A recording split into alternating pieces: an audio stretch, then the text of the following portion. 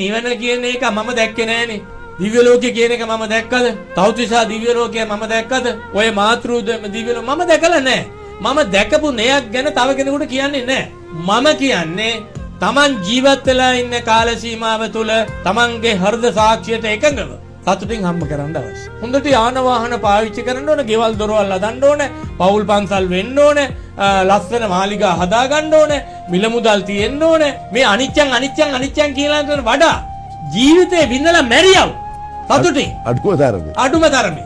එතකොට යන තැනකට යයි. ඇත්ත කතාව ඕක නේද? අපි මේවා කියන්නේ නැහැ. මේවා කියන්න ගියාම ඉතින් හතර වටින් වට කරලා ගහන්න නැත්නම් ගහන්න එන්න ඕන එකෙන් බලන්න මම උගන්වන්න ඇති. මම තව එකක් කියන්න ඕනේ. අපි මේ ආගමික නායකයෝ හැටියට විහෙර විහාර ආස උසට පල්ලි පන්සල් කෝවිල් අද හැදුවා මිසක් අදටත් ඒකමනේ කරන්නේ. මිනිසුන්ගේ ඔළුව හැදුවද? හැදුවේ නැහැ. තව හදන්නෙත් නැහැ. අදටත් ඒකම තමයි. දැන් මේක මම කිව්වා කියලා සමාජයට මට මේක දැන් ඔය සමාජ මාධ්‍ය තුලකට හොඳ අම්මට කියලා බණි. ඒක වෙනම කතාවක්. ඇත්ත ඕක. Taman ජාතක කරපු දුවව තාත්තා විසින් දූෂණය කරනවාද? මිනිසුන්ගේ අපි ඔළුව හැදුවනම් ආගමික නායකයන්ගේ හරි යුතුයකම ඉෂ්ට සිද්ධ වුණා නම් මට කියන්නකෝ. ඒක කලේ නෑ. අදට කරන්නේත් නෑ. මේ හැම ආගමක උගන්වන්නේ යහපත් දෙයක්.